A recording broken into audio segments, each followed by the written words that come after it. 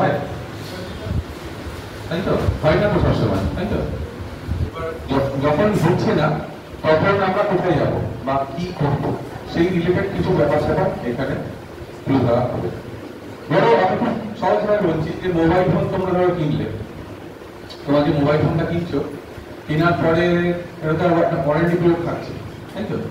এবারে ধরো খারাপ হলো, সার্ভিস সেন্টারে যাচ্ছ, অ্যাপ্রোচ করছো, সার্ভিস সেন্টার থেকে একবার হয়তো শাড়ি দিল বা কিছু হলো, আবার সার্ভিস সেন্টারে যাচ্ছ, কারণ আবার হয়তো খারাপ হলো, আবার যাচ্ছ, এই করতে করতে ঘোরানোর পরে কয়েকবার তোমার ওয়ারেন্টি পিরিয়ডটা কেটে যাবে। খুব সহজভাবে বলছি একটা উদাহরণ দিয়ে। তো ওয়ারেন্টি পিরিয়ডটা কেটে যাওয়ার পরে কি হবে, যে তখন তোমার মনে হলো যে আমি একটু ঢুকে গেছি, যে এটা রিপ্লেস পেলে ভালো হতো বা কিছু ওটা পাল্টালে ভালো হতো, এরকম কিছু মনে হচ্ছে। ওয়ারেন্টি পিরিয়ডটা আমার কেটে গেছে, কি করতে হবে? তখন কি করবো? সেই সময় যদি জানা বা যে সময় কমপ্লেন করতে আসো, তখন তো ওয়ারেন্টি পিরিয়ডটা কেটে গেছে। এবারে তার মধ্যে তখন হলো সারানো যাবে, কিন্তু কিছু চার্জেস অ্যাপ্লিকেবল হতে পারে। কিন্তু তুমি যদি জানতে যে এরকম একটা দপ্তর বা এরকম একটা ব্যাপার আছে, যে আমি ওয়ারেন্টি পিরিয়ডটা থাকতে থাকতে এখানে অ্যাপ্রোচ করলে এইভাবে করলে আমি সুরাহা পেতে পারতাম বা আমার মোবাইল ফোনটা সারানো যেত। হ্যাঁ, এই জায়গাগুলোই ছোট ছোট বিষয়গুলোই অ্যাওয়ারনেস, অনেকে জানে না। ম্যাক্সিমাম লোকই এইগুলো কি এই করতে করতে থাকো, ওয়ারেন্টি পিরিয়ডটা কেটে গেল। কিন্তু আমি কি জানতাম যে এই যে সার্ভিস স্টেশনে যেখানে আমি অ্যাপ্রোচ করছি, এখানে হয়তো টোটালটাই মৌখিকভাবে চলছে।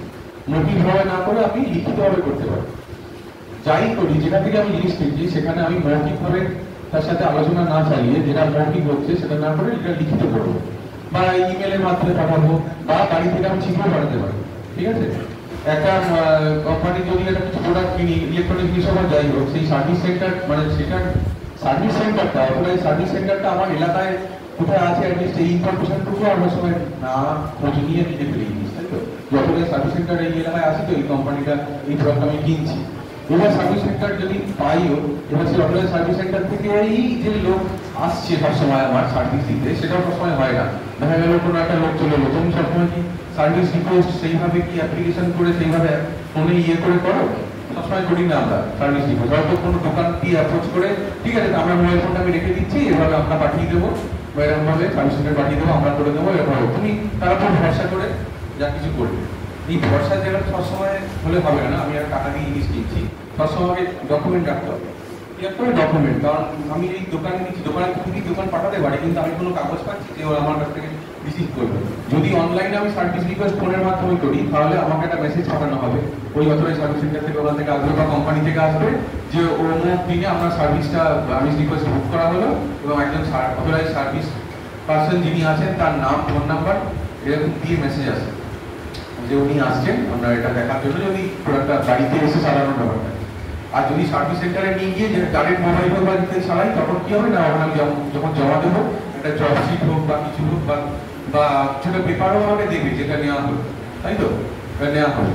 এবং এক্ষেত্রে দেখো, আমাদের কাছে একটা কমপ্লেন ছিল, আমি মোবাইল ফোনের মধ্যে একটু রয়েছি, কারণ মোবাইল ফোনটা তো সবাই এখন ইউজ করছে, এটা খুব ইম্পর্টেন্ট জিনিস, মোবাইল ফোনটা ছাড়া আমাদের এখন চলে না। তো এটা রিলেটেড একটু বলছি।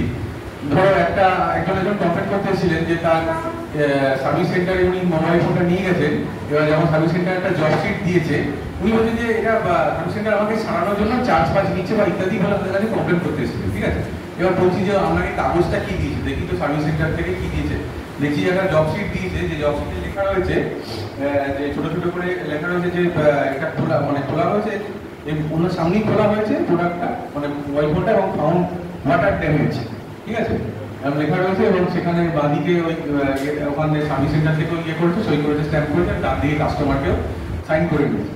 ফাউন্ড ওয়াটার ড্যামেজ, বুঝতে পারছো? মানে ওনার সামনেই খোলা হয়েছে, এবং মোবাইল ফোনের ভিতরে জল পাওয়া যাবে। হ্যাঁ, ফাউন্ড ওয়াটার ড্যামেজ। নতুন ফোন একদম খুব দামি ফোন, 30,000 টাকার উপরে মনে ফোনটা দাম ছিল। এবারে এই যে উনি আমরা যখন বললাম যে আমি দেখেছিলেন যে এরকম লেখা রয়েছে, আমি সই করে দিয়েছেন, সে বলছে কোথায় এসব লেখা আছে, আমি জানি না, সে দেখেই বুঝতে পারছো? মানে সে খেয়ালই করেন।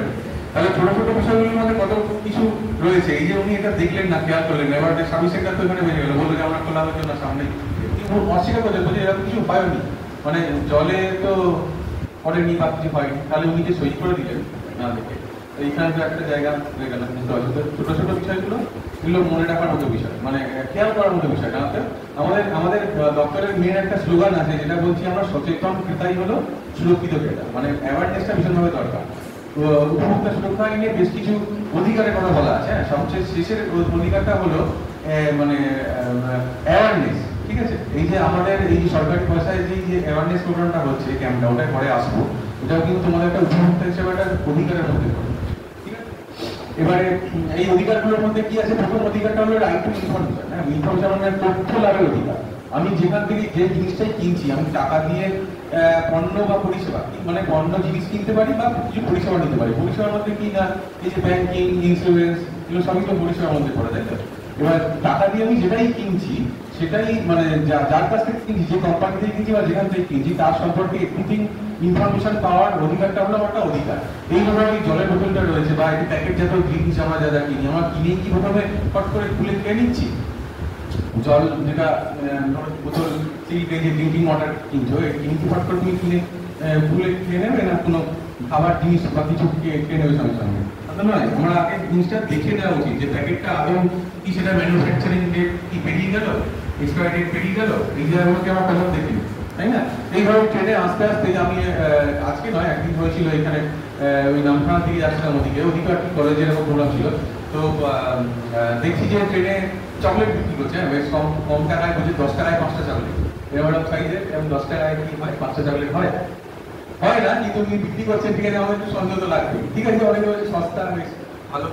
হ্যাঁ, এবারে 10 টাকায় 5টা চকলেট। এবার আমি ভাবলাম ঠিক আছে, আমার বাড়িতে নিয়ে গেলে বাড়িতে নিয়ে আছে, মেখে দেবো। হ্যাঁ, ঠিক আছে। এবারে আমি যখন কিনলাম, কিনি তখন যখন নিলাম, হাতে নিয়ে দেখছি চকলেটটা এরকম ধরো, চকলেটটা এত বড় নয়, এরকম সাইজের। এবার এখানে একটা ইয়ে মতো থাকে, তো একটা প্লাস্টিকের ইয়ে মতো থাকে, ওই জায়গাটা দেখবে খুলে ইনফরমেশন তেমন কিছু পাচ্ছি না বন্ধুরা। ঠিক আছে, কিছু লেখালেখি তেমন কিছু নেই ওখানে, কি কোম্পানি বা কি ম্যানুফ্যাকচারার এরকম কিছু লেখা নেই। ঠিক আছে, এবারে আমি ওই একটা জায়গা ছিল প্লাস্টিকের মতো, ওই জায়গাটা খুলে চেষ্টা করছি, দেখ কার্ডবোর্ড কভার যদি থাকে, অনেক সময় ওই জায়গাটা এমআরপি বা এক্সপায়ারি ডেট লেখা থাকে, দেখছি ওই জায়গাটা আঠা দিয়ে সিল করে রেখেছে। বুঝতে পারছো, ওই জায়গাটা খোলাই যাচ্ছে না।